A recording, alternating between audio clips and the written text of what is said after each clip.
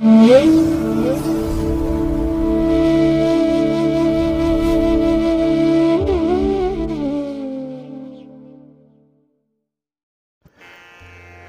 ಮಹಾಗಣಪತಿಯೇ ನಮಃ. ಶ್ರೀ ಗುರುಭ್ಯೋ ನಮಃ. ಹರಿ ಓಂ. ಸಿರಿಗನ್ನಡ ಸುದ್ದಿವಾಹಿನಿಯ ಸದಭಿಮಾನದ ಸಹೃದಯ ವೀಕ್ಷಕ ಮಹಾಶಯರೇ, ತಮಗೆಲ್ಲರಿಗೂ ಕೂಡ ಸಿರಿಗನ್ನಡ ಸುದ್ದಿವಾಹಿನಿಗೆ ಸ್ವಾಗತ. ದಯಾಮಯನಾದಂಥ ಭಗವಂತನ ಅನುಗ್ರಹ ತಮ್ಮೆಲ್ಲರಿಗೆ ಪ್ರಾಪ್ತಿಯಾಗಲಿ, ತಮ್ಮೆಲ್ಲರ ಜೀವನ ಆರೋಗ್ಯದಾಯಕವಾಗಿರಲಿ, ಸಂತೃಪ್ತಿದಾಯಕವಾಗಿರಲಿ ಎಂದು ಭಗವಂತನಲ್ಲಿ ಪ್ರಾರ್ಥನೆಯನ್ನು ಮಾಡ್ತಾ ಈ ದಿನದ ವಿಶೇಷ ಕಾರ್ಯಕ್ರಮವನ್ನು ನೋಡೋಣ. ಹಾಗೆ ದ್ವಾದಶ ರಾಶಿಯವರ ಗೋಚಾರ ಫಲಗಳು ಹೇಗಿವೆ ಅನ್ನೋದನ್ನು ಕೂಡ ತಿಳಿಯೋಣ ಬನ್ನಿ. ವೀಕ್ಷಕರೇ, ಈ ದಿನ ತಮ್ಮ ಹುಟ್ಟುಹಬ್ಬವನ್ನು ಆಚರಿಸ್ಕೊಳ್ತಾ ಇರುವಂಥ ತಮಗೆಲ್ಲರಿಗೂ ಕೂಡ ಹುಟ್ಟುಹಬ್ಬದ ಶುಭಾಶಯಗಳು. ಹಾಗೆ ಈ ದಿನಾಂಕದಂದು ವಿವಾಹವಾಗಿರುವಂಥ ದಂಪತಿಗಳಿಗೂ ಕೂಡ ವಿವಾಹ ವಾರ್ಷಿಕೋತ್ಸವದ ಶುಭಾಶಯಗಳನ್ನು ಹೇಳ್ತಾ ಭಗವಂತ ತಮಗೆಲ್ಲರಿಗೂ ಕೂಡ ಸಕಲ ಸನ್ಮಂಗಳಗಳನ್ನು ಕರುಣಿಸಲಿ ಅಂತ ಹೇಳಿ ಸಿರಿಗನ್ನಡ ಸುದ್ದಿವಾಹಿನಿಯ ಪರವಾಗಿ ಪ್ರಾರ್ಥಿಸುತ್ತೇನೆ. ಪ್ರೀತಿಯ ವೀಕ್ಷಕ ಬಂಧುಗಳೇ, ಈ ದಿನ 2024 ಫೆಬ್ರವರಿ ತಿಂಗಳ 19ನೇ ತಾರೀಕು ಇಂದು ವಾಸರ ಅಂದರೆ ಸೋಮವಾರ. ಈ ಸೋಮವಾರದ ನಿತ್ಯ ಪಂಚಾಂಗ ಫಲ ಹೇಗಿದೆ ನೋಡೋಣ ಬನ್ನಿ. ಶ್ರೀ ಶೋಭಕೃತು ನಾಮ ಸಂವತ್ಸರೆ, ಉತ್ತರಾಯಣೆ, ಶಿಶಿರ ಋತು, ಮಾಘ ಮಾಸ, ಶುಕ್ಲ ಪಕ್ಷದ ದಶಮಿಯ ತಿಥಿ ಈ ದಿನ ಇದೆ. ಇದು ಈ ದಿನ ಬೆಳಗ್ಗೆ 11:43 ಇರಲಿದೆ. ಈ ದಿನದ ನಕ್ಷತ್ರ ಮೃಗಶಿರ ನಕ್ಷತ್ರ. ಇದು ಈ ದಿನ ಮಧ್ಯಾಹ್ನ 1:24 ಇರಲಿದೆ. ಇನ್ನು ಈ ದಿನದ ಕರ್ಣ ಪೂರ್ವಕರ್ಣ ಗರಜ. ಇದು ಈ ದಿನ ಬೆಳಗ್ಗೆ 8:52 ಇರಲಿದೆ. ನಂತರ ಉತ್ತರ ಕರ್ಣ ವಣಿಜ ಆರಂಭ ಆಗುತ್ತೆ. ಈ ದಿನದ ಯೋಗ ವಿಷ್ಕಂಭ ಯೋಗ. ದಿಕ್ಷೂಲೆ ಪೂರ್ವ ದಿಕ್ಕು. ಈ ದಿನ ಸೂರ್ಯ ಇರುವಂಥ ರಾಶಿ ಕುಂಭ, ಚಂದ್ರ ಇರುವಂಥ ರಾಶಿ ಮಿಥುನ. ಹಾಗೆ ಈ ದಿನ ರಾಹುಕಾಲ ಇರುವಂಥ ಸಮಯ ಈ ದಿನ ಬೆಳಗ್ಗೆ 8:13 ಬೆಳಗ್ಗೆ 9:41 ಗುಳಿಕ ಕಾಲ ಈ ದಿನ ಮಧ್ಯಾಹ್ನ 2:05 ಮಧ್ಯಾಹ್ನ 3:33 ಇನ್ನು ಯಮಗಂಡ ಕಾಲ ಈ ದಿನ ಬೆಳಗ್ಗೆ 11:09 ಮಧ್ಯಾಹ್ನ 12:37 ಇರಲಿದೆ. ಇನ್ನು ಈ ದಿನ ದುಷ್ಟ ಮುಹೂರ್ತ ಇರುವಂಥ ಸಮಯ ಈ ದಿನ ಮಧ್ಯಾಹ್ನ 12:57 ಮಧ್ಯಾಹ್ನ 1:42 ಹಾಗೆ ಅಪರಾಹ್ನ 3:13 ಅಪರಾಹ್ನ 3:58 ದುಷ್ಟ ಮುಹೂರ್ತ ಇರುವಂಥ ಸಮಯ. ಹಾಗಾಗಿ ಈ ಸಮಯದಲ್ಲಿ ಯಾವುದೇ ಪ್ರಯಾಣವನ್ನಾಗಲಿ ಯಾವುದೇ ಶುಭ ಕಾರ್ಯಗಳನ್ನಾಗಲಿ ಆರಂಭ ಮಾಡಬೇಡಿ. ಏಕೆಂದರೆ ನೀವು ಯಾವುದೇ ಕೆಲಸಗಳನ್ನು ಈ ದುಷ್ಟ ಮುಹೂರ್ತ ಇರುವಂಥ ಸಮಯದಲ್ಲಿ ಆರಂಭ ಮಾಡಿದ್ರೆ ಅದರಿಂದ ಬರುವಂಥ ಫಲಿತಾಂಶಗಳು ಅಷ್ಟೊಂದು ಅನುಕೂಲಕರವಾಗಿ ಇರೋದಿಲ್ಲ. ಆದ್ದರಿಂದಲೇ ಈ ದುಷ್ಟ ಮುಹೂರ್ತವನ್ನು ಅವಾಯ್ಡ್ ಮಾಡುವಂಥದ್ದು ತುಂಬ ಉತ್ತಮ. ಇನ್ನು ಈ ದಿನ ಅಭಿಜಿತ್ ಮುಹೂರ್ತ ಇರುವಂಥ ಸಮಯ ಈ ದಿನ ಮಧ್ಯಾಹ್ನ 12:12 ಮಧ್ಯಾಹ್ನ 12:57 ಅಭಿಜಿತ್ ಮುಹೂರ್ತ ಇರುವಂಥ ಸಮಯ. ಇನ್ನು ಈ ದಿನ ವಿಶೇಷವಾಗಿ ಅಮೃತ ಕಾಲ ಇರುವಂಥ ಸಮಯ ಈ ದಿನ ರಾತ್ರಿ 1:31 ರಾತ್ರಿ 3:13 ಅಮೃತ ಕಾಲದ ಸಮಯ. ಇನ್ನು ಈ ದಿನ ಸೂರ್ಯೋದಯ ಆಗುವಂಥ ಸಮಯ ಪ್ರಾತಃ ಕಾಲ 6:42 ಸೂರ್ಯಾಸ್ತ ಸಂಜೆ 6:25. ಇನ್ನು ಈ ದಿನ ಚಂದ್ರನಿಂದ ಶುಭ ಫಲಗಳನ್ನು ಪಡ್ಕೊಳ್ಳುವಂಥ 6 ರಾಶಿಯವರು ಅಂತ ಹೇಳಿದ್ರೆ ಮೇಷ, ಮಿಥುನ, ಸಿಂಹ, ಕನ್ಯಾ, ಧನಸ್ಸು ಮತ್ತು ಮಕರ. ಈ 6 ರಾಶಿಯವರಿಗೆ ಚಂದ್ರನಿಂದ ಶುಭ ಫಲಗಳ ಯೋಗ ಇರುತ್ತೆ.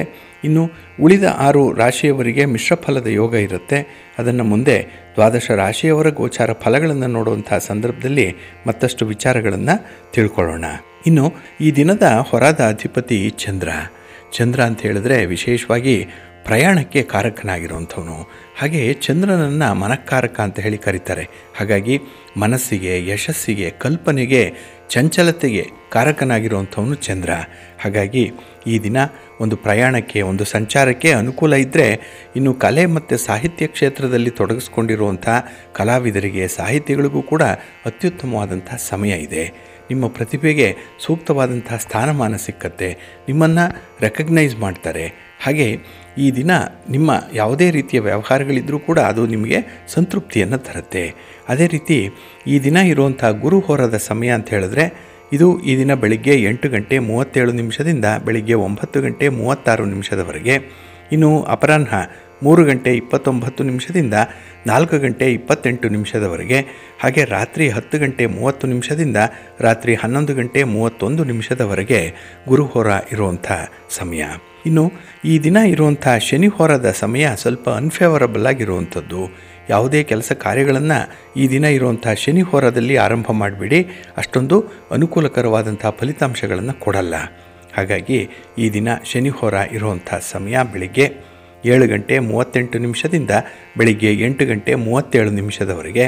ಇನ್ನು ಮಧ್ಯಾಹ್ನ 2 ಗಂಟೆ 30 ನಿಮಿಷದಿಂದ 3 ಗಂಟೆ 29 ನಿಮಿಷದವರೆಗೆ, ಹಾಗೆ ರಾತ್ರಿ 9 ಗಂಟೆ 29 ನಿಮಿಷದಿಂದ ರಾತ್ರಿ 10 ಗಂಟೆ 30 ನಿಮಿಷದವರೆಗೆ ಶನಿ ಹೋರ ಇರುವಂಥ ಸಮಯ. ಇದನ್ನು ಸ್ವಲ್ಪ ಅವಾಯ್ಡ್ ಮಾಡಿ. ಹಾಗೆ ಬಂಧುಗಳೇ, ಈ ದಿನ ಇರುವಂಥ ಕುಜ ಹೋರ ಏನಿದೆ ಇದು ಕೂಡ ಅನ್ಫೇವರಬಲ್ ಆಗಿರುವಂಥದ್ದು. ಅದರಲ್ಲೂ ಈ ಭೂಮಿಗೆ ಸಂಬಂಧಪಟ್ಟಂಥ ಯಾವುದೇ ವಿಚಾರಗಳನ್ನು ಈ ದಿನ ಇರುವಂಥ ಕುಜ ಹೋರದಲ್ಲಿ ಆರಂಭ ಮಾಡಬೇಡಿ. ಇನ್ನು ನ್ಯಾಯಾಲಯದಲ್ಲಿ ಯಾವುದೇ ರೀತಿಯ ಲಿಟಿಗೇಷನ್ಸ್ ಇರಲಿ, ತಂಟೆ ತಕರಾರುಗಳಿದ್ದರೂ ಕೂಡ ಈ ಭೂ ಸಂಬಂಧಿತವಾದಂಥ ಸಮಸ್ಯೆಗಳು, ಅದನ್ನು ಕೂಡ ಈ ದಿನದಲ್ಲಿ ಈ ಕುಜ ಹೋರದಲ್ಲಿ ಆರಂಭ ಮಾಡಬೇಡಿ, ಅಷ್ಟೊಂದು ಒಳ್ಳೆಯ ಫಲ ಸಿಕ್ಕಲ್ಲ. ಹಾಗಾಗಿ ಈ ದಿನ ಕುಜ ಹೋರ ಇರುವಂಥ ಸಮಯ ಅಂತ ಹೇಳಿದ್ರೆ ಬೆಳಿಗ್ಗೆ 9 ಗಂಟೆ 36 ನಿಮಿಷದಿಂದ ಬೆಳಿಗ್ಗೆ 10 ಗಂಟೆ 35 ನಿಮಿಷದವರೆಗೆ. ಇನ್ನು ಅಪರಾಹ್ನ 4 ಗಂಟೆ 28 ನಿಮಿಷದಿಂದ 5 ಗಂಟೆ 27 ನಿಮಿಷದವರೆಗೆ. ಇನ್ನು ರಾತ್ರಿ 11 ಗಂಟೆ 32 ನಿಮಿಷದಿಂದ ರಾತ್ರಿ 12 ಗಂಟೆ 33 ನಿಮಿಷದವರೆಗೆ ಕುಜ ಹೋರ ಇರುವಂಥ ಸಮಯ. ಇದನ್ನು ಸ್ವಲ್ಪ ಅವಾಯ್ಡ್ ಮಾಡ್ಕೊಳ್ಳಿ, ಒಳ್ಳೆಯದಾಗತ್ತೆ. ಹಾಗಾಗಿ ಬಂಧುಗಳೇ, ನಿಮ್ಮ ಯಾವುದೇ ರೀತಿಯ ಕೆಲಸ ಕಾರ್ಯಗಳಿದ್ದರೂ ಕೂಡ ಅದನ್ನು ಒಳ್ಳೆಯ ಮುಹೂರ್ತದಲ್ಲಿ ಆರಂಭ ಮಾಡಿ. ಒಳ್ಳೆಯ ಸಮಯ ಯಾವುದಿದೆ ಅನ್ನುವಂಥದ್ದನ್ನು ಪ್ರತಿದಿನ ತಿಳ್ಕೊಳ್ಳಿ. ಅದಕ್ಕಾಗಿಯೇ ಸಿರಿಗನ್ನಡ ಸುದ್ದಿವಾಹಿನಿ ಪ್ರತಿನಿತ್ಯ ಪ್ರಸಾರ ಮಾಡುವಂತಹ ಈ ಪಂಚಾಂಗದ ವಿವರಗಳನ್ನು ಕೇಳಿಸ್ಕೊಳ್ಳಿ. ಇದರಲ್ಲಿ ನಿಮಗೆ ಬೇಕಾದಂಥ ಮಾಹಿತಿಗಳು ಸಿಗಬಹುದು. ಅದನ್ನು ನಿಮ್ಮ ದಿನಚರಿಯಲ್ಲಿ ಅನುಸರಣೆ ಮಾಡುವಂಥ ಒಂದು ಪ್ರಯತ್ನವನ್ನು ಮಾಡಿ, ಒಳ್ಳೆಯ ಫಲ ನಿಮಗೆ ಸಿಕ್ಕತ್ತೆ. ಹಾಗೆ ಈ ದಿನ ಬಹಳ ವಿಶೇಷವಾಗಿರುವಂಥ ದಿನ. ಏಕೆ ಅಂತ ಹೇಳಿದ್ರೆ ಈ ದಿನ ಮೃಗಶಿರ ನಕ್ಷತ್ರ ಇರುವಂಥ ದಿನ, ಅದರಲ್ಲೂ ಸೋಮವಾರದ ದಿನ. ಹಾಗಾಗಿ ಈ ನಕ್ಷತ್ರದ ಅಧಿಪತಿ ಕೂಡ ಚಂದ್ರನೇ ಆಗಿದ್ದಾನೆ. ಹಾಗೆ ಈ ದಿನ ವಿಶೇಷವಾಗಿ ಅಮೃತ ಸಿದ್ಧಿಯೋಗ ಮತ್ತು ಸರ್ವಾರ್ಥ ಸಿದ್ಧಿಯೋಗ ರೂಪುಗೊಂಡಿರುವಂಥ ದಿನ.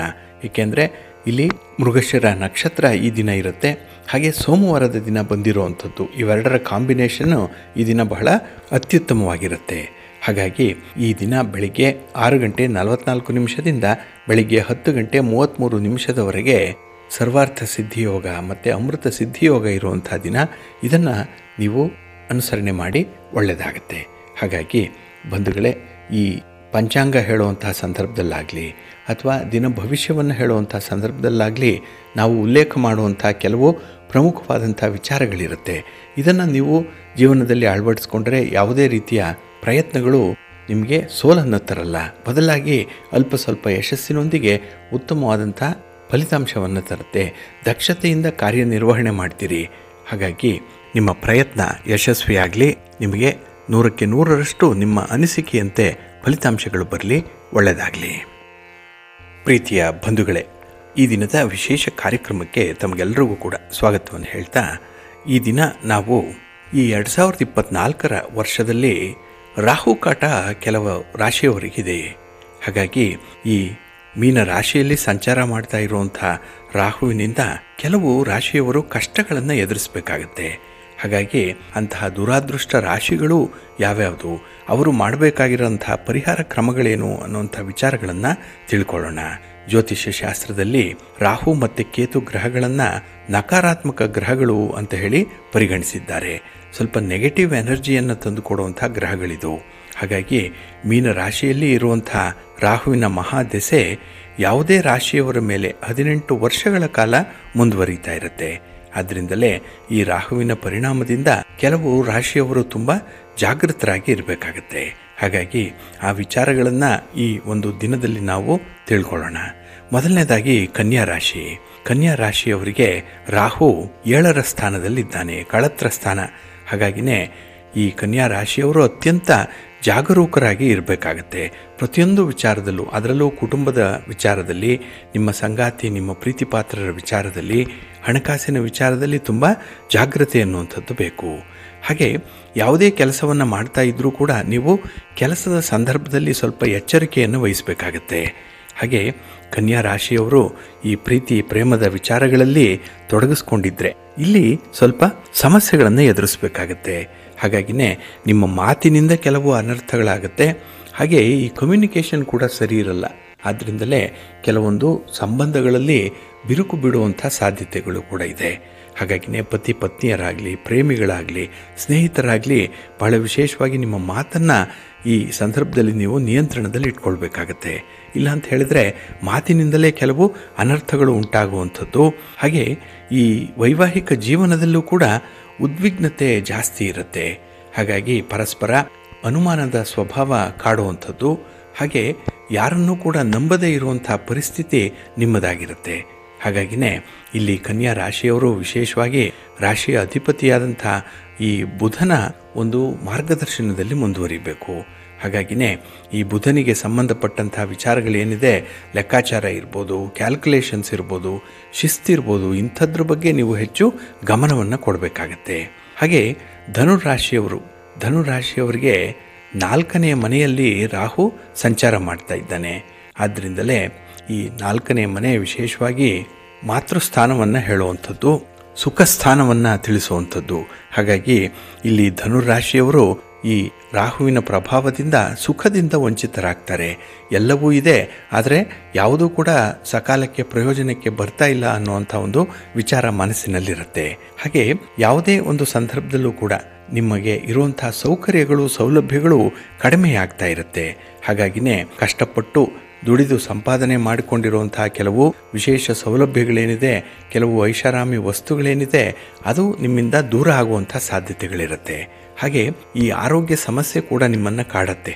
ಹಾಗಾಗಿನೇ ಈ ಆರೋಗ್ಯ ಸಮಸ್ಯೆ ಇದ್ದಾಗ ಯಾವುದೇ ಕೆಲಸ ಕಾರ್ಯಗಳಲ್ಲಿ ಆಸಕ್ತಿ ಹೆಚ್ಚಾಗಿರಲ್ಲ. ಜೊತೆಗೆ ಯಾವುದೇ ಹಣ್ಣು ಮತ್ತು ತರಕಾರಿಗಳನ್ನು ಕೂಡ ನೀವು ಉಪಯೋಗಿಸಲಿಕ್ಕೆ ಸಾಧ್ಯ ಆಗಲ್ಲ.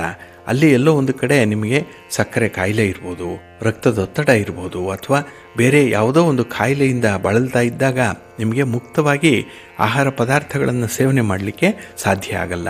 ಹಾಗಾಗಿನೇ ಆರೋಗ್ಯದ ಬಗ್ಗೆ ಸ್ವಲ್ಪ ಜಾಗರೂಕರಾಗಿ ಇರಬೇಕಾಗತ್ತೆ. ಇನ್ನು ಹಣಕಾಸಿನ ಹೊರೆ ಜಾಸ್ತಿ ಆಗುತ್ತೆ. ಸಾಲ ಸೋಲ ಮಾಡುವಂಥ ಪರಿಸ್ಥಿತಿ ಬರ್ಬೋದು. ಹಾಗಾಗಿ ಹಾಸಿಗೆ ಇದ್ದಷ್ಟು ಕಾಲು ಚಾಚಬೇಕು. ಅದರಲ್ಲೂ ಯಾವುದೇ ರೀತಿಯ ದೊಡ್ಡ ಮಟ್ಟದಲ್ಲಿ ಬಂಡವಾಳ ಹಾಕಿ ನೀವು ಮುಂದುವರಿಬೇಕು ಅಂತ ಹೇಳಿದ್ರೆ ತಜ್ಞರ ಅಭಿಪ್ರಾಯವನ್ನು ಪಡ್ಕೊಂಡು ಮುಂದುವರಿಬೇಕಾಗತ್ತೆ. ಇನ್ನು ಕೌಟುಂಬಿಕ ಜೀವನದಲ್ಲಿ ಅಷ್ಟೊಂದು ಮಾನಸಿಕ ಸುಖ ಶಾಂತಿ ಅನ್ನುವಂಥದ್ದು ಇಲ್ಲ.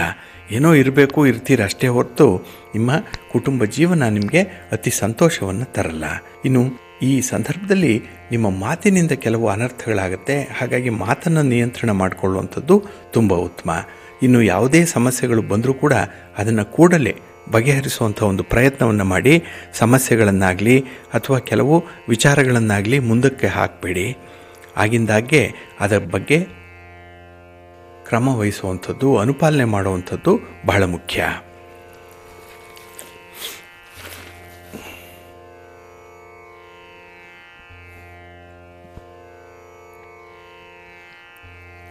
ಇನ್ನು ಕುಂಭರಾಶಿಯವರಿಗೆ 2ರ ಸ್ಥಾನದಲ್ಲಿ ರಾಹು ಇದ್ದಾನೆ. ಹಾಗಾಗಿನೇ ಈ ಹಣಕಾಸಿನ ವಿಚಾರದಲ್ಲಿ ಈ ಸಂದರ್ಭದಲ್ಲಿ ನೀವು ಹೆಚ್ಚು ತೊಂದರೆಗೆ ಒಳಗಾಗ್ತೀರಿ. ರಾಹುವಿನ ಪ್ರಭಾವ ಅಂತ ಹೇಳಿದ್ರೆ ಹಣದ ಕೊರತೆ ಆಗುವಂಥದ್ದು, ಹಣದ ವಿಚಾರದಲ್ಲಿ ಮೋಸ ಆಗುವಂಥ ಸಾಧ್ಯತೆಗಳು ಕೂಡ ಇದೆ. ಹಾಗಾಗಿ ಯಾರನ್ನೋ ನಂಬಿ ಬಂಡವಾಳ ಹಾಕ್ತೀರಿ, ಯಾರಿಗೋ ಕಷ್ಟಕ್ಕೆ ಅಂತ ಹೇಳಿ ಹಣವನ್ನು ಸಾಲವಾಗಿ ಕೊಡ್ತೀರಿ. ಇಲ್ಲಿ ನಿಮಗೆ ತಾಪತ್ರಯಗಳು ಶುರುವಾಗ್ಬಿಡುತ್ತೆ. ಹಾಗೆ ಈ ವರ್ಷ ನಿಮಗೆ ಹೆಚ್ಚು ತೊಂದರೆಯನ್ನು ಉಂಟು ಮಾಡುವಂಥ ವರ್ಷ.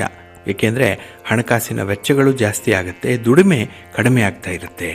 ಹಾಗೆ ಈ ಕುಂಭರಾಶಿಯವರು ಪ್ರಯಾಣದ ಸಂದರ್ಭದಲ್ಲಿ ಸ್ವಲ್ಪ ಜಾಗರೂಕರಾಗಿ ಇರಬೇಕಾಗತ್ತೆ. ತುಂಬ ಮುನ್ನೆಚ್ಚರಿಕೆ ಬೇಕು. ಅದರಲ್ಲೂ ದೂರದ ಪ್ರಯಾಣ ಅಂತ ಹೇಳಿದ್ರೆ ಬಹಳ ಸುರಕ್ಷತೆಗೆ ನೀವು ಆದ್ಯತೆಯನ್ನು ಕೊಡಬೇಕಾಗತ್ತೆ.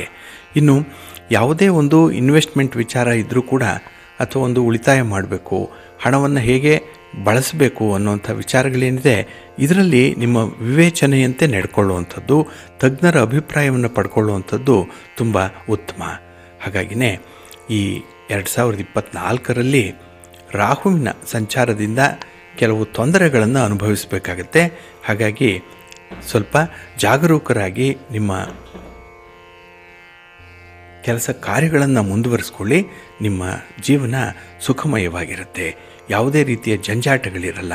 ಹಾಗಾಗಿ ಈ ರಾಹು ಅಂತ ಹೇಳಿದ್ರೆ ಅಷ್ಟೊಂದು ಸುಲಭವಾಗಿ ಪರಿಗಣಿಸುವಂಥದ್ದಲ್ಲ. ಹಾಗಾಗಿನೇ ಬಹಳ ವಿಶೇಷವಾದಂತಹ ಸ್ಥಾನಮಾನವನ್ನು ಜ್ಯೋತಿಷ್ಯ ಶಾಸ್ತ್ರದಲ್ಲಿ ರಾಹುವಿಗೆ ಕೊಟ್ಟಿದ್ದಾರೆ. ಹಾಗಾಗಿನೇ ಕುಜವತ್ ಕೇತು ಶನಿವತ್ ರಾಹು ಅಂತ ಹೇಳಿ ಶನಿವತ್ ರಾಹು ಅಂತ ಹೇಳಿರುವಂಥದ್ದು.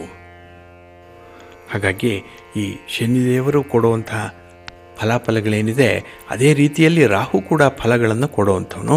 ಹಾಗಾಗಿ ನಿಮ್ಮ ಜಾತಕದಲ್ಲಿ ಈ ರಾಹುವನ್ನು ಬಲಪಡಿಸಿಕೊಳ್ಳುವಂಥ ಒಂದು ನಿಟ್ಟಿನಲ್ಲಿ ಕೆಲವೊಂದು ಪರಿಹಾರ ಕ್ರಮಗಳನ್ನು ಅನುಸರಣೆ ಮಾಡಬೇಕಾಗತ್ತೆ. ಅದನ್ನು ಮುಂದೆ ನೋಡೋಣ.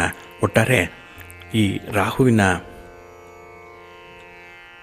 ಪ್ರಭಾವದಿಂದ ಈ 3 ರಾಶಿಯವರಿಗೆ ಸ್ವಲ್ಪ ಸಂಕಷ್ಟದ ಸಮಯ ಇರುತ್ತೆ. ಕೆಲಸ ಕಾರ್ಯಗಳು ಬಹಳ ಕಷ್ಟದಲ್ಲಿ ಆರಂಭ ಆಗುತ್ತೆ, ಕಷ್ಟದಲ್ಲೇ ಮುಕ್ತಾಯ ಆಗುವಂಥದ್ದು ಇದೆ. ಹಾಗಾಗಿ ರಾಹುವಿನ ಅನುಗ್ರಹವನ್ನು ಪಡ್ಕೊಳ್ಳಿಕ್ಕೆ ಕೆಲವೊಂದು ಪರಿಹಾರ ಕ್ರಮಗಳನ್ನು ಅನುಸರಣೆ ಮಾಡಿಕೊಳ್ಳಿ, ಒಳ್ಳೆಯದಾಗುತ್ತೆ. ಹಾಗೆ ಬಂಧುಗಳೇ, ಈ ರಾಹುವಿನ ದೋಷ ಏನಿದೆ ಅದು ವಿಶೇಷವಾಗಿ ಜಾತಕದಲ್ಲಿ ಏನಾದರೂ ಇದ್ದರೆ ಅದು ಅತ್ಯಂತ ತೀವ್ರತರವಾದಂಥ ಪರಿಣಾಮವನ್ನು ಬೀರುತ್ತೆ. ಅದಕ್ಕಾಗಿಯೇ ಒಬ್ಬ ವ್ಯಕ್ತಿಯ ಅಭಿವೃದ್ಧಿ ಕ್ರಮೇಣ ಕಡಿಮೆ ಆಗ್ತಾ ಇದೆ ಅಂತ ಹೇಳಿದ್ರೆ ಅಲ್ಲಿ ರಾಹುವಿನ ದೋಷ ಕಾಡ್ತಾ ಇದೆ ಅನ್ನುವಂಥ ಒಂದು ಅರ್ಥ.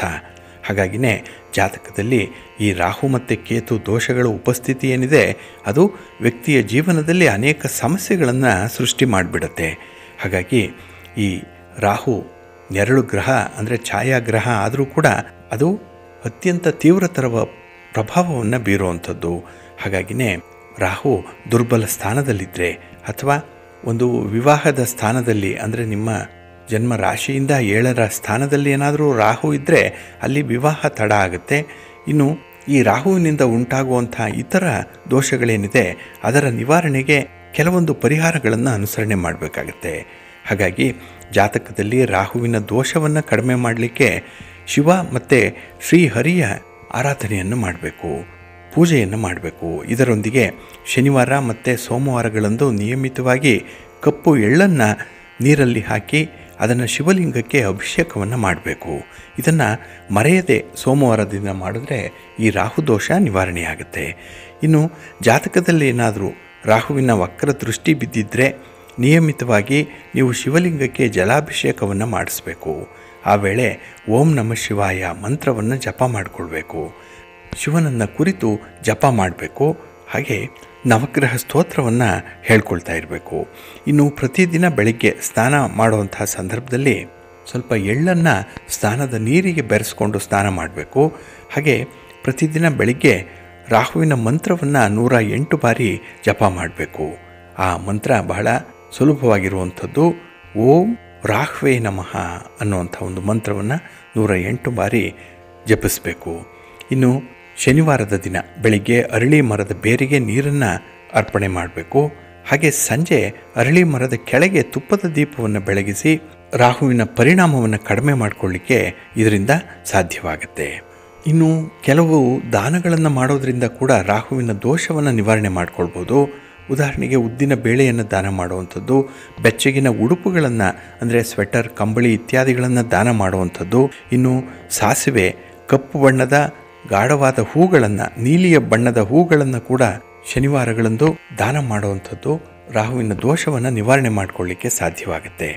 ಇನ್ನು ದಿನ ಬೆಳಿಗ್ಗೆ ತುಳಸಿ ಎಲೆಗಳಲ್ಲಿ ನೆನೆಸಿರುವಂಥ ನೀರನ್ನು ಸೇವನೆ ಮಾಡುವಂಥದ್ದು ಬಹಳ ಮುಖ್ಯ. ಇದರಿಂದ ಆರೋಗ್ಯವರ್ಧನೆಯ ಜೊತೆಗೆ ರಾಹುವಿನ ದೋಷ ಕೂಡ ನಿವಾರಣೆಯಾಗುತ್ತೆ.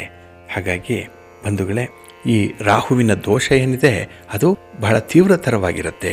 ಅದಕ್ಕಾಗಿಯೇ ಕೆಲವೊಂದು ಪರಿಹಾರ ಕ್ರಮಗಳನ್ನು ಅನುಸರಣೆ ಮಾಡಿ ಅಂತ ಹೇಳ್ತಾ, ಇನ್ನು ಈ ವೈದಿಕ ಜ್ಯೋತಿಷ್ಯದಲ್ಲಿ ರಾಹುವನ್ನು ಸ್ವಭಾವತಃ ದುಷ್ಟಗ್ರಹ ಅಂತೇಳಿ ಪರಿಗಣಿಸಿರೋದ್ರಿಂದ ರಾಹುವಿಗೆ ಪರಿಹಾರಗಳನ್ನು ಅತ್ಯಗತ್ಯವಾಗಿ ಮಾಡಬೇಕು. ಹಾಗೆ ಈ ರಾಹು ಶನಿ, ಬುಧ ಮತ್ತು ಶುಕ್ರನೊಂದಿಗೆ ಸ್ನೇಹ ಸಂಬಂಧವನ್ನು ಹಂಚಿಕೊಳ್ಳುತ್ತೆ. ಇನ್ನು ಗುರು ಮತ್ತು ಕುಜರ ಕಡೆಗೆ ತಟಸ್ಥವಾಗಿದ್ದರೆ ಸೂರ್ಯ ಮತ್ತು ಚಂದ್ರ ಈ ರಾಹುವಿನ ಶತ್ರುಗಳಾಗಿರ್ತಾರೆ. ಹಾಗಾಗಿನೇ ಸೂರ್ಯನಿಗೆ ಹೆಚ್ಚು ಪ್ರತಿಕೂಲವಾಗಿರುವಂಥದ್ದು ರಾಹುವಿನ ನಡೆ. ಮತ್ತು ರಾಹು ತನ್ನ ದಶಾಕಾಲದಲ್ಲಿ ಹಾಗೆ ವಕ್ರಚಲನೆಯ ಸಂದರ್ಭದಲ್ಲಿ ಗಂಭೀರವಾದ ರೀತಿಯಲ್ಲಿ ಪರಿಣಾಮಗಳನ್ನು ಬೀರ್ತಾನೆ. ಹಾಗಾಗಿ ರಾಹುವಿನ ದುಷ್ಪರಿಣಾಮಕ್ಕೆ ಒಳಗಾದಂತಹ ಮನೆ ಏನಿದೆ ಅದು ಬಹಳ ಗಂಭೀರವಾಗಿ ಪರಿಣಾಮಕ್ಕೆ ಒಳಗಾಗುತ್ತೆ. ಹಾಗಾಗಿ ಈ ದುಷ್ಟ ರಾಹುವಿನಿಂದ ಹಠಾತ್ತಾಗಿ ವಿಪತ್ತುಗಳು ಬರಬಹುದು, ದೀರ್ಘಕಾಲದ ಕಾಯಿಲೆಗಳು ಬರಬಹುದು. ಇನ್ನು ವ್ಯಭಿಚಾರ, ಹುಚ್ಚುತನ, ಗಾಯಗಳಾಗುವಂಥದ್ದು, ಪಿತೂರಿ ನಡೆಯುವಂಥದ್ದು, ಶಾಂತಿಯ ಕೊರತೆ ಮತ್ತು ಮರಣದ ಬಗ್ಗೆ ಸ್ವತಃ ಕಾಳಜಿಯನ್ನು ವಹಿಸುವಂಥವನು ರಾಹು. ಹಾಗಾಗಿನೇ ದುಷ್ಟ ರಾಹು ಪದೇ ಪದೇ ಈ ಕೆಲಸ ಮಾಡುವಂತಹ ಸ್ಥಳದಲ್ಲಾಗಲಿ ಕುಟುಂಬದಲ್ಲಾಗಲಿ ಘರ್ಷಣೆಯಲ್ಲಿ ತೊಡಗುವಂತೆ ಮಾಡಿಬಿಡ್ತಾನೆ. ಹಾಗಾಗಿನೇ ಸದಾಕಾಲ ವಾದ ವಿವಾದಗಳಲ್ಲಿ ತೊಡಗ್ತಾ ಇದ್ದಾರೆ ಅಂತ ಹೇಳಿದ್ರೆ ಅಲ್ಲಿ ರಾಹುವಿನ ಪ್ರಭಾವ ಜಾಸ್ತಿ ಇರುತ್ತೆ. ಹಾಗೆ ಕೆಲವರಲ್ಲಿ ಅಪನಂಬಿಕೆಗಳು ಬರುತ್ತೆ, ಕೆಲವೊಮ್ಮೆ ದ್ರೋಹದ ಭಾವನೆಗಳು ಕೂಡ ಬರುವಂಥದ್ದು ಇದೆ. ಇವೆಲ್ಲದಕ್ಕೂ ಕೂಡ ರಾಹು ಕಾರಕನಾಗಿರ್ತಾನೆ. ಇನ್ನು ಕೆಲವರಿಗೆ ನೋಡಿ ಮಾನಸಿಕವಾಗಿ ಯಾತನೆಗಳಿರುತ್ತೆ, ಮಾನಸಿಕ ತೊಂದರೆಗಳಿರುತ್ತೆ. ಕೆಲವರಿಗೆ ನಿದ್ರೆ ಇಲ್ಲದ ರಾತ್ರಿಗಳಿರುತ್ತೆ, ನಿದ್ರೆ ಸರಿಯಾಗಿ ಬರಲ್ಲ. ಹಾಗೆ ವಿಪರೀತವಾದಂತಹ ಕೆಟ್ಟ ಕನಸುಗಳು ಬೀಳ್ತಾ ಇರುತ್ತೆ. ಹಾಗೆ ವಿಶೇಷವಾಗಿ ಈ ಹಾವು, ಮುಂಗುಸಿ ಇತ್ಯಾದಿಗಳು ಗೋಚರವಾಗುವಂಥದ್ದು ಕೂಡ ಇರುತ್ತೆ. ಜೀವನದಲ್ಲಿ ಒಂದು ಪ್ರೀತಿಯ ಕೊರತೆಯಿಂದ ಅವರು ಒಂಟಿತನವನ್ನು ಅನುಭವಿಸ್ತಾ ಇರ್ತಾರೆ. ಹಾಗಾಗಿನೇ ಜೀವನದಲ್ಲಿ ಯಾವುದೇ ರೀತಿಯ ಆಸೆಗಳಿದ್ದರೂ ಕೂಡ ಅದನ್ನು ವಿಕೃತವಾಗಿ ತೀರಿಸಿಕೊಳ್ಳುವಂಥ ಮನಸ್ಥಿತಿ ಇರುತ್ತೆ. ಈ ಎಲ್ಲ ರೀತಿಯಲ್ಲೂ ಕೂಡ ಈ ರಾಹುವಿನ ದೋಷವೇ ಕಾರಣವಾಗಿರುವಂಥದ್ದು. ಅದಕ್ಕಾಗಿ ರಾಹುವನ್ನು ಶಮನಗೊಳಿಸಬೇಕು ಅಂತ ಹೇಳಿದ್ರೆ ಕೆಲವು ಪರಿಹಾರಗಳನ್ನು ಈಗಾಗಲೇ ಹೇಳಿದಾಗೆ ಅನುಸರಣೆ ಮಾಡಬೇಕಾಗತ್ತೆ. ಇನ್ನು ಕೆಲವೊಂದು ಪರಿಹಾರಗಳನ್ನು ನೀವು ಸುಲಭವಾಗಿ ಮಾಡಬೇಕು ಅಂತ ಹೇಳಿದ್ರೆ ಪಕ್ಷಿಗಳಿಗೆ ಆಹಾರವನ್ನು ನೀಡುವಂಥದ್ದು ಇದು ಅತ್ಯಂತ ಸರಳವಾಗಿರುವಂಥ ಒಂದು ಪರಿಹಾರ ಮಾರ್ಗ. ಇದನ್ನು ಅನುಸರಣೆ ಮಾಡ್ಬೋದು. ಇನ್ನು ನಿಮ್ಮ ಪ್ರೀತಿ ಪಾತ್ರರಿಗೆ ತಾಮ್ರದಿಂದ ಮಾಡಿರುವಂಥ ಯಾವುದಾದ್ರೂ ಒಂದು ವಸ್ತುವನ್ನು ಉಡುಗೊರೆಯಾಗಿ ಕೊಡ್ಬೋದು. ಇದು ಕೂಡ ರಾಹುವಿನ ಪ್ರಭಾವವನ್ನು ತಗ್ಗಿಸುತ್ತೆ. ಇನ್ನು ನೈಋತ್ಯ ಮೂಲೆಯಲ್ಲಿ ನೀರನ್ನು ಸಂಗ್ರಹಿಸಿ ನಿಮ್ಮ ಮನೆಯಲ್ಲಿ ಇಡೋದರಿಂದ ಈ ರಾಹುವಿಗೆ ಮಾಡುವಂಥ ಪರಿಹಾರಗಳಲ್ಲಿ ಪರಿಣಾಮಕಾರಿಯಾಗಿರುವಂಥದ್ದು ಇದು. ಇನ್ನು ಆದಷ್ಟು ಕಡು ನೀಲಿ ಬಣ್ಣದ ಬಟ್ಟೆಗಳನ್ನು ಧರಿಸಲಿಕ್ಕೆ ಪ್ರಯತ್ನ ಮಾಡಬೇಕು. ಒಂದು ನೀಲಿ ಬಣ್ಣದ ಕರವಸ್ತ್ರವನ್ನು ಅಥವಾ ಒಂದು ಬಟ್ಟೆಯನ್ನು ಸದಾಕಾಲ ಜೊತೆಯಲ್ಲಿ ಇಟ್ಕೊಳ್ಳುವಂಥದ್ದನ್ನು ಮರಿಬಾರ್ದು. ಹಾಗೆ ಯಾವುದೇ ವಸ್ತುವನ್ನು ಯಾರಿಂದಲೂ ಕೂಡ ಉಚಿತವಾಗಿ ಪಡ್ಕೊಳ್ಬಾರ್ದು. ಇದನ್ನು ತಪ್ಪಿಸಬೇಕು ನೀವು. ಇನ್ನು ನಿಯಮಿತವಾಗಿ ನಾಯಿಗಳನ್ನು ಸಾಕುವಂಥದ್ದು, ನಾಯಿಗಳಿಗೆ ಆಹಾರವನ್ನು ನೀಡುವಂಥದ್ದು ಈ ರಾಹುವಿನ ಪರಿಹಾರಗಳಲ್ಲಿ ಕೂಡ ಪರಿಣಾಮಕಾರಿಯಾಗಿರುವಂಥದ್ದು. ಹಾಗಾಗಿ ರಾಹು ಪ್ರತಿಕೂಲವಾಗಿದ್ದರೆ ನೀವು ಯಾವಾಗಲೂ ಕೂಡ ನಿಮ್ಮ ತಲೆಯನ್ನು ರಕ್ಷಣೆ ಮಾಡಿಕೊಳ್ಬೇಕು. ಅದಕ್ಕಾಗಿ ಒಂದು ಸ್ಕಾರ್ಫನ್ನು ಕಟ್ಕೊಳ್ಬೇಕು, ಇಲ್ಲಾಂದರೆ ಪೇಟವನ್ನು ಕಟ್ಕೊಳ್ಳುವಂಥದ್ದು, ಇಲ್ಲ ಒಂದು ಕ್ಯಾಪನ್ನಾದರೂ ಒಂದು ಟೋಪಿಯನ್ನಾದರೂ ಹಾಕ್ಕೊಂಡಿರಬೇಕು. ಇದರಿಂದ ರಾಹುವಿನ ಪ್ರಭಾವವನ್ನು ತಗ್ಗಿಸಲಿಕ್ಕೆ ಸಾಧ್ಯವಾಗುತ್ತೆ. ಹಾಗಾಗಿ ಬಂಧುಗಳೇ, ಈಗಾಗಲೇ ಹೇಳಿದಾಗೆ ಯಾಕೆ ನಾವು ಜೀವನದಲ್ಲಿ ಮೇಲೆ ಬರಲಿಕ್ಕೆ ಸಾಧ್ಯ ಆಗ್ತಾ ಇಲ್ಲ, ಯಾಕೆ ಆರೋಗ್ಯವಾಗಿಲ್ಲ ನಾವು ಅನ್ನುವಂಥ ವಿಚಾರಗಳನ್ನು ಗಮನಿಸಿದ್ರೆ ಈ ರಾಹುವಿನ ದುಷ್ಟ ಪ್ರಭಾವ ಕಾರಣವಾಗುತ್ತೆ. ಅದಕ್ಕೆ ಈಗ ಹೇಳಿದಂತಹ ಪರಿಹಾರ ಕ್ರಮಗಳನ್ನು ನಿಷ್ಠೆಯಿಂದ ಅನುಸರಣೆ ಮಾಡಿಕೊಳ್ಳಿ, ರಾಹುವಿನ ದೋಷ ಕಡಿಮೆಯಾಗುತ್ತೆ. ಹಾಗಾಗಿ ನಿಮ್ಮ ಬದುಕು ಸುಖ, ಶಾಂತಿ, ನೆಮ್ಮದಿಯಿಂದ ಇರಬೇಕು ಅಂತ ಹೇಳಿದ್ರೆ ಈ ಪರಿಹಾರ ಕ್ರಮವನ್ನು ಅನುಸರಣೆ ಮಾಡಿಕೊಳ್ಳಿ, ಒಳ್ಳೆಯದಾಗತ್ತೆ. ಬಂಧುಗಳೇ, ಇನ್ನು ಮುಂದೆ ದ್ವಾದಶ ರಾಶಿಯವರ ಗೋಚಾರ ಫಲಗಳು ಈ ದಿನ ಹೇಗಿವೆ ನೋಡೋಣ ಬನ್ನಿ. ಮೊದಲಿಗೆ ಮೇಷರಾಶಿ. ಮೇಷರಾಶಿಯವರಿಗೆ ಈ ದಿನ ತೃತೀಯದಲ್ಲಿ ಚಂದ್ರ ಇದ್ದಾನೆ, ಕೀರ್ತಿ ಸ್ಥಾನ. ಹಾಗಾಗಿನೇ ಈ ದಿನ ದಿಢೀರಾಗಿ ಪ್ರಯಾಣ ಮಾಡುವಂಥ ಸೂಚನೆಗಳಿದೆ. ಈ ಪ್ರಯಾಣ ನಿಮಗೆ ಶುಭ ಲಾಭವನ್ನು ತರುತ್ತೆ. ಒಂದು ಉದ್ಯೋಗ ನಿಮಿತ್ತವಾಗಿ, ಕಾರ್ಯನಿಮಿತ್ತವಾಗಿ ಅಥವಾ ಬೇರೆ ಯಾವುದೇ ಉದ್ದೇಶಕ್ಕೆ ಮಾಡುವಂಥ ಪ್ರಯಾಣ ಈ ದಿನ ನಿಮಗೆ ಅತ್ಯಂತ ಯಶಸ್ವಿ ಪ್ರಯಾಣ ಆಗುತ್ತೆ. ಹಾಗೆ ಈ ದಿನದಲ್ಲಿ ನಿಮ್ಮ ಪ್ರಯತ್ನಗಳು ಯಾವುದೇ ರೀತಿಯಲ್ಲಿದ್ದರೂ ಕೂಡ ಅದು ಕುಟುಂಬಸ್ಥರ ನೆರವಿನೊಂದಿಗೆ ಮುಂದುವರಿಯುತ್ತೆ. ನಿಮ್ಮ ಸಂಗಾತಿ ಪಾತ್ರರ ಬೆಂಬಲ ನಿಮಗೆ ವಿಶೇಷವಾಗಿ ಈ ದಿನ ಸಿಕ್ಕತ್ತೆ. ಹಾಗೆ ಆರೋಗ್ಯ ಸಮಸ್ಯೆ ಏನಾದರೂ ಇದ್ದರೆ ಅದು ನಿವಾರಣೆಯಾಗುವಂಥದ್ದು. ಹಾಗೆ ನೆನ್ನೆಗಿಂತ ಈ ದಿನ ಹಣಕಾಸಿನ ಪರಿಸ್ಥಿತಿಯಲ್ಲಿ ತುಂಬ ಉತ್ತಮವಾದಂತಹ ಸಂತೃಪ್ತಿ ಇರುತ್ತೆ ನಿಮಗೆ. ಇನ್ನು ಈ ದಿನ ಹೊಸ ಸಾಲಗಳನ್ನು ಮಾಡುವಂಥದ್ದು, ಹೊಸದಾಗಿ ಬಂಡವಾಳ ತೊಡಗಿಸುವಂಥದ್ದು, ಹೊಸ ವ್ಯಾಪಾರ ವ್ಯವಹಾರಗಳನ್ನು ಆರಂಭ ಮಾಡಬೇಕು ಅನ್ನುವಂಥ ಅಭಿಲಾಷೆ ಬಹಳಷ್ಟು ಮಟ್ಟಿಗೆ ಇರುತ್ತೆ ನಿಮಗೆ. ಇನ್ನು ಯಾವುದೇ ರೀತಿಯಲ್ಲಿ ವ್ಯವಹಾರ ಮಾಡಿದ್ರೆ, ಪಾರ್ಟ್ನರ್ಶಿಪ್ಪಲ್ಲಿ ವ್ಯವಹಾರ ಮಾಡಿದ್ರೂ ಕೂಡ ಈ ದಿನ ನಿಮಗೆ ಲಾಭ ಇದೆ. ಆದರೆ ಕೆಲವೊಮ್ಮೆ ಎಚ್ಚರಿಕೆಯ ನಡೆ ಬೇಕಾಗುತ್ತೆ. ಮಾತನ್ನು ಈ ದಿನ ಸ್ವಲ್ಪ ನಿಯಂತ್ರಣದಲ್ಲಿಟ್ಕೊಳ್ಳಿ. ಹಾಗೆ ಈ ದಿನ ಕೊಟ್ಟ ಸಾಲವನ್ನಾಗಲಿ, ಯಾರು ನಿಮಗೆ ಯಾವುದೇ ರೀತಿಯ ಉಪಕಾರವನ್ನು ಮಾಡಿದರೆ ಅದಕ್ಕೆ ಪ್ರತಿ ಉಪಕಾರವನ್ನು ಮಾಡುವಂಥದ್ದು, ಅಂದರೆ ನೀವು ಏನನ್ನು ಪಡ್ಕೊಂಡ್ರೋ ಅದನ್ನು ವಾಪಸ್ಸು ಕೊಡುವಂಥ ಪ್ರಯತ್ನವನ್ನು ಈ ದಿನ ಮಾಡಿ, ಒಳ್ಳೆಯದಾಗುತ್ತೆ. ನಿಮ್ಮ ಮನೆ ದೇವರನ್ನು ಸ್ಮರಣೆ ಮಾಡ್ತಾಯಿರಿ. ಶ್ರೀ ಲಕ್ಷ್ಮೀ ನರಸಿಂಹ ಸ್ತೋತ್ರವನ್ನು ಹೇಳ್ಕೊಳ್ಳಿ, ಒಳ್ಳೆಯದಾಗಲಿ. ನಿಮ್ಮ ಅದೃಷ್ಟದ ಬಣ್ಣ ಕೆಂಪು, ಅದೃಷ್ಟದ ದಿಕ್ಕು ಉತ್ತರ ದಿಕ್ಕು, ಅದೃಷ್ಟ ಸಂಖ್ಯೆ 1. ವೃಷಭ ರಾಶಿಯವರಿಗೆ ಈ ದಿನ ಕುಟುಂಬ ಸ್ಥಾನದಲ್ಲಿ ಚಂದ್ರ ಇದ್ದಾನೆ. ಹಾಗಾಗಿ 2ನೇ ಮನೆಯಲ್ಲಿ ಚಂದ್ರ ಅಂತ ಹೇಳಿದ್ರೆ ಕುಟುಂಬದಲ್ಲಿ ಈ ದಿನ ಸ್ವಲ್ಪ ನೆಮ್ಮದಿ ಇರಲ್ಲ. ಹಾಗೆ ಕುಟುಂಬಸ್ಥರಿಂದ ಸ್ವಲ್ಪ ಒತ್ತಡಗಳಿರುತ್ತೆ. ಯಾವುದೋ ಕೆಲಸ ಆಗಬೇಕು, ಯಾವುದೋ ಆಗಿಲ್ಲ ಅನ್ನುವಂಥ ವಿಚಾರದಲ್ಲಿ ಸ್ವಲ್ಪ ತರ್ಕಗಳು ಆಗುವಂಥದ್ದು, ವಾದ ವಿವಾದಗಳು ಬರುತ್ತೆ. ಹಾಗಾಗಿನೇ ಒಂದು ಕೆಲಸ ಮಾಡಿದ್ರೆ ಹೆಚ್ಚು, ಒಂದು ಕೆಲಸ ಮಾಡದೇ ಇದ್ದರೆ ಕಡಿಮೆ. ಹಾಗಾಗಿ ಕತ್ತಿ ಅಲಗಿನ ಮೇಲೆ ನಡೆದಷ್ಟು ಈ ದಿನ ನಿಮಗೆ ತ್ರಾಸವಾಗುತ್ತೆ. ಹಾಗೆ ಈ ದಿನ ಮನೆಯಲ್ಲಿ ಆಗಲಿ ಅಥವಾ ನೀವು ಉದ್ಯೋಗ ಮಾಡುವಂಥ ಸ್ಥಳದಲ್ಲಾಗಲಿ ಕೆಲವರ ಪಕ್ಷವನ್ನು ವಹಿಸುವಂಥದ್ದು ಕೂಡ ನಿಮಗೆ ಹಿನ್ನಡೆಯನ್ನು ತರುತ್ತೆ. ಹಾಗಾಗಿನೇ ನೀವು ಪರವಾಗಿದ್ದೀರೋ ವಿರೋಧವಾಗಿದ್ದೀರೋ, ನಿಮ್ಮನ್ನು ವಿರೋಧಿಸುವಂಥವರ ಸಂಖ್ಯೆ ಕೂಡ ಜಾಸ್ತಿಯಾಗಿರುತ್ತೆ ಈ ದಿನದಲ್ಲಿ. ಹಾಗಾಗಿ ಯಾರ ಪಕ್ಷವನ್ನು ವಹಿಸದೆ ಈ ದಿನ ತಟಸ್ಥವಾಗಿ ಉಳಿಯುವಂಥದ್ದು ಬಹಳ ಉತ್ತಮ. ಇನ್ನು ಈ ದಿನದಲ್ಲಿ ಸಮಾಜದಲ್ಲಿ ನೀವು ಗಳಿಸ್ಕೊಂಡಿರುವಂಥ ಕೀರ್ತಿ, ಸ್ಥಾನಮಾನ, ಗೌರವ ಏನಿದೆ ಅದಕ್ಕೆ ಚ್ಯುತಿ ತರುವಂಥ ಕೆಲವೊಂದು ಸ್ವಾರ್ಥದ ಭಾವ ನಿಮ್ಮಲ್ಲಿ ಕಾಣಿಸ್ಕೊಳ್ಳುತ್ತೆ. ಹಾಗಾಗಿನೇ ಇಷ್ಟು ದಿನ ಸಂಪಾದನೆ ಮಾಡಿರುವಂಥ ಒಂದು ಗೌರವವನ್ನು ಯಾವುದೋ ಒಂದು ಸಣ್ಣ ವಿಚಾರಕ್ಕೆ ನೀವು ಕೈ ಬಿಡುವಂಥ ಸಾಧ್ಯತೆಗಳು ಕೂಡ ಇರುತ್ತೆ. ಹಾಗಾಗಿನೇ ನೀವು ಸಂಪಾದನೆ ಮಾಡಿದ್ದನ್ನು ಉಳಿತಾಯ ಮಾಡಬೇಕು, ಅದನ್ನು ಮುಂದುವರಿಸಬೇಕು. ಇಂಥ ಒಂದು ಪ್ರಯತ್ನವನ್ನು ಈ ದಿನ ಕಾನ್ಷಿಯಸ್ ಆಗಿ ಮಾಡಬೇಕಾಗತ್ತೆ. ಇನ್ನು ಕೈಗೊಂಡಂಥ ಕೆಲಸ ಕಾರ್ಯಗಳಲ್ಲಿ ಸ್ವಲ್ಪ ವಿಳಂಬ ಆಗೋದರಿಂದ ಇದು ಖರ್ಚನ್ನು ಹೆಚ್ಚಿಸುತ್ತೆ, ಜೊತೆಗೆ ಮನಸ್ಸಿಗೂ ಕೂಡ ಬೇಸರ ಉಂಟಾಗುವಂಥದ್ದು ಕೂಡ ಇದೆ. ಇನ್ನು ನಿಮ್ಮನ್ನು ನಂಬಿದಂಥವರ ಯಾವುದೇ ರೀತಿಯ ಬೇಡಿಕೆಗಳಿದ್ದರೆ ಅದನ್ನು ಈಡೇರಿಸುವಂಥ ಒಂದು ಪ್ರಯತ್ನ ಮಾಡಿ. ಭರವಸೆಯನ್ನು ಕೊಡಬೇಡಿ, ಕೊಟ್ಟರೆ ಮಾತ್ರ ಅದನ್ನು ಈಡೇರಿಸ್ಬಿಡಿ. ನಿಮ್ಮ ಮನೆ ದೇವರನ್ನು ಸ್ಮರಣೆ ಮಾಡಿಕೊಳ್ಳಿ. ಹಾಗೆ ವಿಷ್ಣುವನ್ನು ಧ್ಯಾನ ಮಾಡಿ, ವಿಷ್ಣುವನ್ನು ಕುರಿತು ಪ್ರಾರ್ಥನೆ ಮಾಡಿಕೊಳ್ಳಿ, ಒಳ್ಳೆಯದಾಗತ್ತೆ. ನಿಮ್ಮ ಅದೃಷ್ಟದ ಬಣ್ಣ ಬಿಳುಪು, ಅದೃಷ್ಟದ ದಿಕ್ಕು ಉತ್ತರ ದಿಕ್ಕು, ಅದೃಷ್ಟ ಸಂಖ್ಯೆ 5. ಮಿಥುನ ರಾಶಿಯವರಿಗೆ ಈ ದಿನ ಚಂದ್ರ ನಿಮ್ಮ ರಾಶಿಯಲ್ಲೇ ಸ್ಥಿತನಾಗಿರೋದ್ರಿಂದ ಮನಸ್ಸಿಗೆ ಸಮಾಧಾನ, ಒಂದು ರೀತಿಯಲ್ಲಿ ಸಂತೋಷ. ಹಾಗೆ ನಿಮ್ಮ ಕೆಲಸ ಕಾರ್ಯಗಳಿಗೆ ಯಾರಾದರೂ ಒಬ್ಬರ ನೆರವು, ಸಹಕಾರ ಅನ್ನುವಂಥದ್ದು ಇರುತ್ತೆ. ಹಾಗಾಗಿ ಕಷ್ಟ ಅಂದರೆ ಯಾರಾದರೂ ಒಬ್ಬರು ಬರ್ತಾರೆ.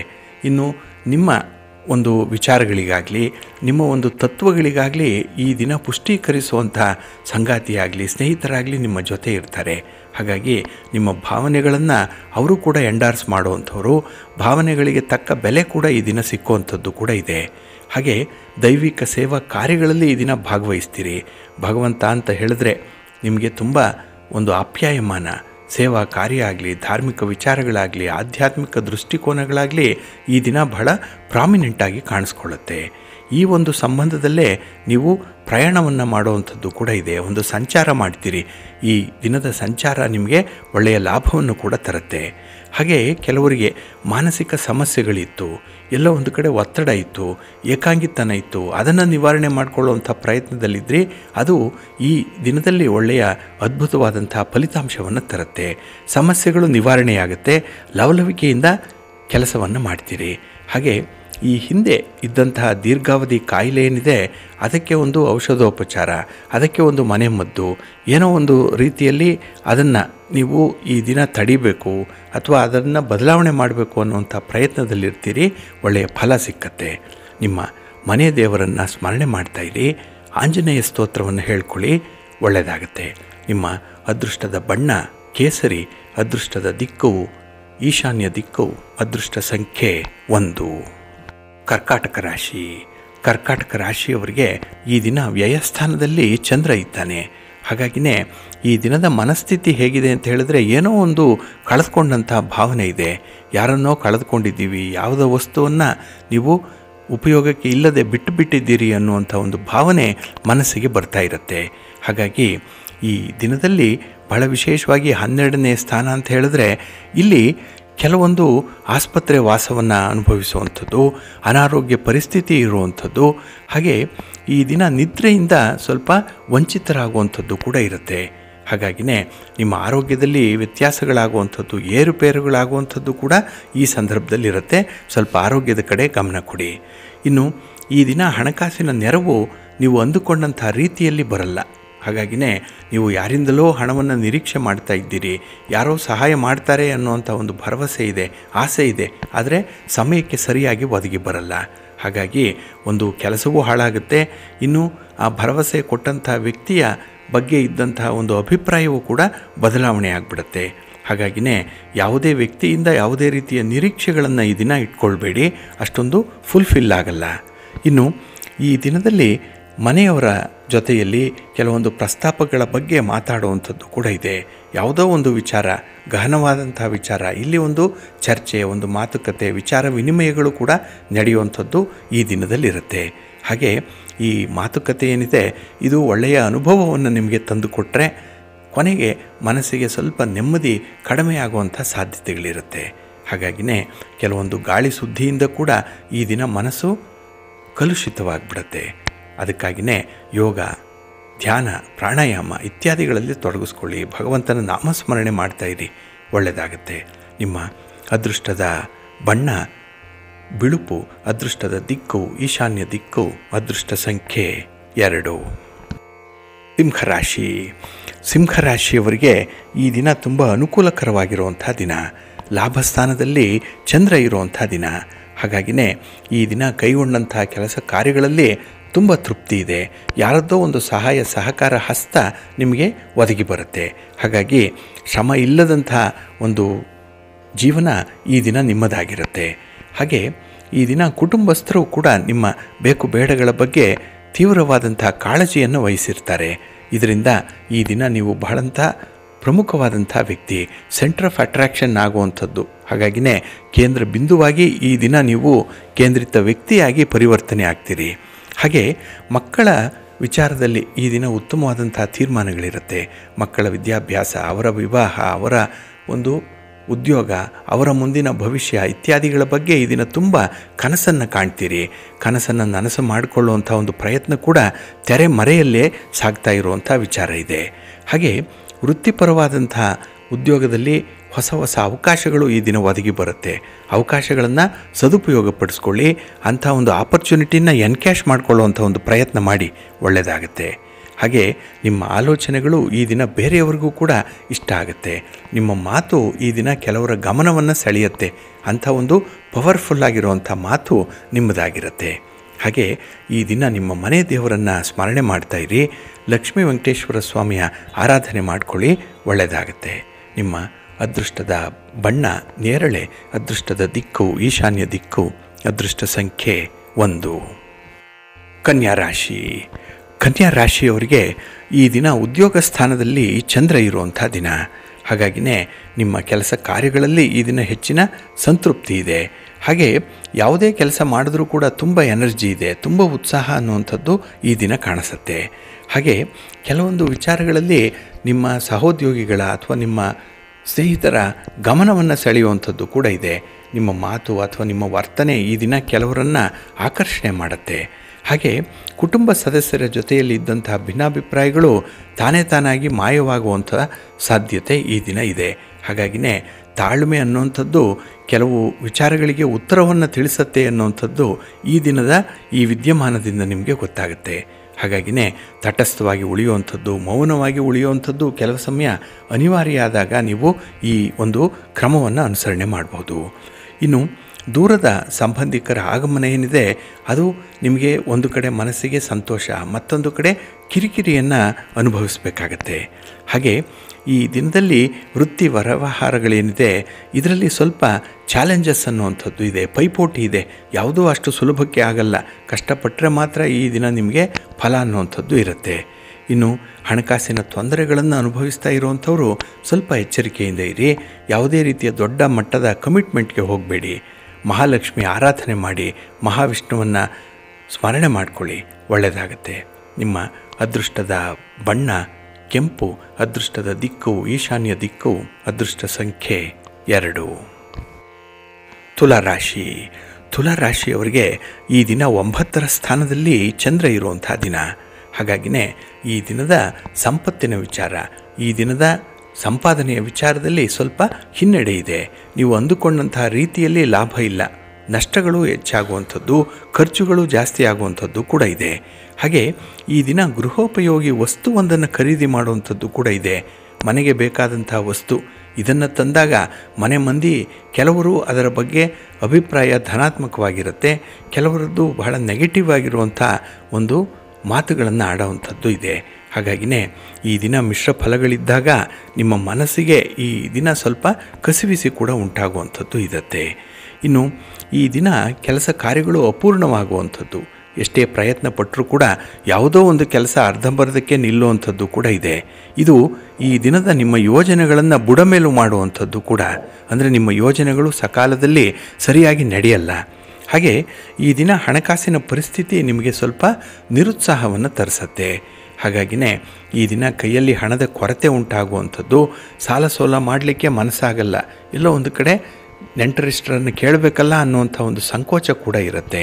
ಹಾಗಾಗಿ ಹಸಿದಿದ್ದರೂ ಕೂಡ ನೀವು ಬೇರೆಯವರನ್ನು ಈ ದಿನ ಕೇಳಲ್ಲ. ಅಂಥ ಒಂದು ಜಾಯಮಾನದವರು. ಅಷ್ಟೊಂದು ನಿಮಗೆ ಸ್ವಾಭಿಮಾನ ಈ ದಿನ ಹೆಚ್ಚಾಗಿ ಕಾಣುತ್ತೆ. ಇನ್ನು ಈ ದಿನ 3ನೇಯವರ ವಿಚಾರದಲ್ಲಿ ಹಸ್ತಕ್ಷೇಪ ಮಾಡದೇ ಇರುವಂಥದ್ದು ಬಹಳ ಉತ್ತಮ. ನೀವು ಬಿಡುವಿನ ವೇಳೆಯಲ್ಲಿ 3ನೇಯವರ ಬಗ್ಗೆ ಮಾತಾಡುವಂಥದ್ದು, 3ನೇಯವರು ಉಪಸ್ಥಿತಿಯಲ್ಲಿಲ್ಲದಾಗ ಅವರ ಬಗ್ಗೆ, ಅವರ ಕಾರ್ಯವೈಖರಿಯ ಬಗ್ಗೆ ಈ ದಿನ ನೀವು ಮಾತನ್ನು ಹೆಚ್ಚು ಆಡುವಂಥದ್ದು ಕೂಡ ಇದೆ. ಹಾಗಾಗಿ ಇದನ್ನು ಸ್ವಲ್ಪ ನಿಯಂತ್ರಣ ಮಾಡಿಕೊಳ್ಬೇಕಾಗತ್ತೆ. ನಿಮ್ಮ ಮನೆ ದೇವರನ್ನು ಸ್ಮರಣೆ ಮಾಡ್ತಾಯಿರಿ. ಹಾಗೆ ದತ್ತಾತ್ರೇಯ ಸ್ತೋತ್ರವನ್ನು ಈ ದಿನ ಹೇಳ್ಕೊಳ್ಳಿ, ಒಳ್ಳೆಯದಾಗತ್ತೆ. ನಿಮ್ಮ ಅದೃಷ್ಟದ ಬಣ್ಣ ಹಳದಿ, ಅದೃಷ್ಟದ ದಿಕ್ಕು ಈಶಾನ್ಯ ದಿಕ್ಕು, ಅದೃಷ್ಟ ಸಂಖ್ಯೆ 2. ವೃಶ್ಚಿಕ ರಾಶಿ. ವೃಶ್ಚಿಕ ರಾಶಿಯವರಿಗೆ ಈ ದಿನ ಅಷ್ಟಮದಲ್ಲಿ ಚಂದ್ರ ಇರುವಂಥ ದಿನ, ದುಸ್ಥಾನ ಇದು. ಹಾಗಾಗಿನೇ ಈ 8ರ ಸ್ಥಾನ ಅಂತ ಹೇಳಿದ್ರೆ ಇಲ್ಲಿ ಸ್ವಲ್ಪ ಕಂಟಕಗಳು ಇರುವಂಥದ್ದು, ಎಲ್ಲೋ ಒಂದು ಕಡೆ ತೊಂದರೆಗಳಾಗುತ್ತೆ. ವಾಹನದಿಂದ ತೊಂದರೆ ಆಗ್ಬೋದು, ವಿದ್ಯುತ್ ಶಕ್ತಿಯಿಂದ ತೊಂದರೆ ಆಗ್ಬೋದು. ಹಾಗೆ ಸ್ತ್ರೀಯರಿಗೆ ವಿಶೇಷವಾಗಿ ಈ ಗ್ಯಾಸ್ ಸ್ಟವ್ ಬಳಿ ತೊಂದರೆಗಳಾಗುವಂಥದ್ದು ಕೂಡ ಈ ದಿನ ಕಾಣಿಸ್ತಾ ಇದೆ. ಸ್ವಲ್ಪ ಎಚ್ಚರಿಕೆಯಿಂದ ಇರಬೇಕಾಗತ್ತೆ. ಇನ್ನು ಉದ್ಯೋಗ ಕ್ಷೇತ್ರದಲ್ಲಿ ಅಧಿಕಾರಿಗಳ ಜೊತೆಯಲ್ಲಿ ಹೊಸ ಸಮಸ್ಯೆಗಳು ಉದ್ಭವ ಆಗುವಂಥದ್ದು ಇರುತ್ತೆ. ಹಾಗಾಗಿ ಈ ದಿನ ಹೆಚ್ಚು ಮಾತಾಡಿದಷ್ಟು ಆ ವಿಚಾರ ಒಂದು ಕ್ಲಾರಿಟಿಗೆ ಸಿಕ್ಕತ್ತೆ. ಇಲ್ಲ ಅಂತ ಹೇಳಿದ್ರೆ ಅದು ಗುಪ್ತವಾಗಿ ಹಾಗೆ ಉಳಿಯುವಂಥದ್ದು ಇದೆ. ತಪ್ಪು ಅಭಿಪ್ರಾಯಕ್ಕೆ ಇದು ಕಾರಣವಾಗಿಬಿಡುತ್ತೆ. ಹಾಗೆ ಈ ದಿನ ನಿಮ್ಮ ಆದಾಯ ಬಹಳ ಕನಿಷ್ಠ ಮಟ್ಟದಲ್ಲಿರುತ್ತೆ. ಹಾಗಾಗಿನೇ ಖರ್ಚು ವೆಚ್ಚಗಳಿಗೂ ಕೂಡ ಹಣ ಇಲ್ಲದಂತಹ ಪರಿಸ್ಥಿತಿ ಬರ್ಬೋದು. ಆದರೆ ಸಾಲ ಸೋಲ ಮಾಡುವಂಥ ಯಾವುದೇ ಒಡವೆ ವಸ್ತ್ರಗಳನ್ನು ಅಡಮಾನ ಇಡುವಂಥ ಒಂದು ಆಲೋಚನೆ ಏನಾದರೂ ಮನಸ್ಸಿಗೆ ಬಂದರೆ ಅದನ್ನು ಮಾತ್ರ ಮಾಡಬೇಡಿ. ಏಕೆಂದರೆ ಅದು ನಿಮಗೆ ಅಷ್ಟೊಂದು ಒಳ್ಳೆಯ ಬೆಳವಣಿಗೆಯೆಲ್ಲ ಸೂಚಿಸ್ತಾ ಇಲ್ಲ. ಇನ್ನು ಈ ದಿನ ಸಾಲಬಾಧೆ ಇರುವಂಥವರು ಮಾನಸಿಕವಾಗಿ ಒತ್ತಡಕ್ಕೆ ಒಳಗಾಗುವಂಥದ್ದು ಕೂಡ ಇದೆ. ಈ ಹಣವೇ ಈ ದಿನ ನಿಮ್ಮ ಬದುಕನ್ನು ಬದಲಾವಣೆ ಮಾಡಿಬಿಡುತ್ತೆ. ಹಾಗೆ ಈ ದಿನ ದಿಟ್ಟವಾಗಿ ಒಂದು ಕೆಲಸವನ್ನು ಮಾಡುವಂಥದ್ದು, ಧೈರ್ಯವಾಗಿ ಕೆಲಸವನ್ನು ಮಾಡುವಂಥ ಒಂದು ಸಾಹಸ ಪ್ರವೃತ್ತಿ ಕೂಡ ನಿಮ್ಮಲ್ಲಿರುತ್ತೆ. ಆದರೆ ಅದಕ್ಕೆ ಬೇಕಾದಂತಹ ಪೂರಕ ಬೆಂಬಲವನ್ನು ಪಡ್ಕೊಂಡು ಮುಂದುವರಿಯುವಂಥದ್ದು ಉತ್ತಮ. ಇಲ್ಲ ಅಂತ ಹೇಳಿದ್ರೆ ಆ ಕೆಲಸ ಕೂಡ ನಿಮಗೆ ಅರ್ಧಂಬರ್ಧ ಆಗುತ್ತೆ, ಫೇಲ್ ಆಗುತ್ತೆ. ನಿಮ್ಮ ಮನೆ ದೇವರನ್ನು ಸ್ಮರಣೆ ಮಾಡಿಕೊಳ್ಳಿ. ಹಾಗೆ ಭಕ್ತಿಯಿಂದ ಈ ದಿನ ನೀವು ಶಿವಪಾರ್ವತಿಯರ ದರ್ಶನ ಮಾಡಿ ಶಿವಸ್ತೋತ್ರವನ್ನು ಹೇಳ್ಕೊಳ್ಳಿ, ಒಳ್ಳೆಯದಾಗತ್ತೆ. ನಿಮ್ಮ ಅದೃಷ್ಟದ ಬಣ್ಣ ನೇರಳೆ, ಅದೃಷ್ಟದ ದಿಕ್ಕು ಈಶಾನ್ಯ ದಿಕ್ಕು, ಅದೃಷ್ಟ ಸಂಖ್ಯೆ 2. ಧನುರಾಶಿ. ಧನುರಾಶಿಯವರಿಗೆ ಈ ದಿನ ಕಳತ್ರ ಸ್ಥಾನದಲ್ಲಿ ಚಂದ್ರ ಇರುವಂಥ ದಿನ. ಹಾಗಾಗಿನೇ ಕುಟುಂಬದಲ್ಲಿ ಒಂದು ಸಂತೋಷ ಇದೆ, ಹಾಗೆ ಒಂದು ಲವಲವಿಕೆ ಇದೆ, ಉತ್ಸಾಹ ಇದೆ. ಹೊಸ ವ್ಯವಹಾರಗಳನ್ನು ಆರಂಭ ಮಾಡುವಂಥ ಒಂದು ಪೂರ್ವ ಸಿದ್ಧತೆಯಲ್ಲಿರ್ತೀರಿ. ಹಾಗೆ ಕೆಲವು ವ್ಯವಹಾರಗಳು ಬಹಳ ಸುಗಮವಾಗಿ ಸಾಗುವುದರಿಂದ ಎಲ್ಲೂ ಕೂಡ ನಿಮಗೆ ಸಮಸ್ಯೆ ಅಂತ ಹೇಳಿ ಅನಿಸಲ್ಲ. ಹಾಗಾಗಿನೇ 4 ಜನರಿಗೆ ಉಪಕಾರ ಆಗುವಂಥ ಕೆಲಸಗಳನ್ನು ಆರಂಭ ಮಾಡುವಂಥ ಒಂದು ಮನಸ್ಥಿತಿ ಕೂಡ ಇದೆ. ಇನ್ನು ಈ ದಿನ ಔದ್ಯೋಗಿಕ ಕೆಲಸಗಳಲ್ಲಿ ಹೆಚ್ಚುವರಿ ಜವಾಬ್ದಾರಿಗಳು ಕೂಡ ನಿಮಗೆ ಸಿಕ್ಕುವಂಥದ್ದು ಇದೆ. ಅಡಿಷನಲ್ ರೆಸ್ಪಾನ್ಸಿಬಿಲಿಟಿ ಸಿಕ್ಕತ್ತೆ. ಬೇರೊಂದು ಕೆಲಸವನ್ನು ಈ ದಿನ ಮಾಡಬೇಕು ಅಂಥ ಒಂದು ಸನ್ನಿವೇಶ ಒದಗಿ ಬರ್ತಾ ಇದೆ. ಹಾಗೆ ಈ ದಿನದಲ್ಲಿ ಸಮರ್ಪಕವಾದಂಥ ವಿಶ್ರಾಂತಿ ಇರೋದರಿಂದ ನಿಮ್ಮ ಆರೋಗ್ಯ ಸಮಸ್ಯೆ ನಿವಾರಣೆಯಾಗಿರುತ್ತೆ. ಹಾಗೆ ಈ ದಿನ ನಿಮ್ಮ ಸಂಗಾತಿ, ನಿಮ್ಮ ಪ್ರೀತಿ ಪಾತ್ರರ ಬಗ್ಗೆ ಇದ್ದಂತಹ ತಪ್ಪು ಅಭಿಪ್ರಾಯ ಕೂಡ ದೂರವಾಗುವಂಥದ್ದು ಇದೆ. ಹಾಗಾಗಿ ಆತುರವಾಗಿ ಯಾವುದೇ ವ್ಯಕ್ತಿಯ ಬಗ್ಗೆ ಯಾವುದೇ ರೀತಿಯ ಅಭಿಪ್ರಾಯವನ್ನು ಹೊಂದಬೇಡಿ. ವಸ್ತು ಸ್ಥಿತಿಯೇ ಬೇರೆ ರೀತಿಯಲ್ಲಿರುತ್ತೆ. ಹಾಗೆ ಈ ದಿನ ಮನೆಯ ಹೊರಗೆ ಒಂದು ಆಶ್ಚರ್ಯಕರವಾದಂಥ ಘಟನೆ ನಡೆಯುವಂಥದ್ದು ಕೂಡ ಇದೆ. ಇದು ನಿಮ್ಮ ಮನಸ್ಸಿಗೆ ತುಂಬ ಆಶ್ಚರ್ಯ ತರುವಂಥದ್ದು. ಹಾಗೆ ಈ ದಿನ ನಿಮ್ಮ ಶ್ರಮಕ್ಕೆ ತಕ್ಕ ಪ್ರತಿಫಲ ಸಿಗಬೇಕು ಅಂತ ಹೇಳಿದ್ರೆ ಈ ದಿನ ಆಂಜನೇಯ ಸ್ತೋತ್ರವನ್ನು ಹೇಳ್ಕೊಳ್ಳಿ, ಹನುಮಾನ್ ಚಾಲೀಸನ್ನು ಹೇಳ್ಕೊಳ್ಳಿ, ಒಳ್ಳೆಯದಾಗುತ್ತೆ. ನಿಮ್ಮ ಅದೃಷ್ಟದ ಬಣ್ಣ ಕೇಸರಿ, ಅದೃಷ್ಟದ ದಿಕ್ಕು ಈಶಾನ್ಯ ದಿಕ್ಕು, ಅದೃಷ್ಟ ಸಂಖ್ಯೆ 1.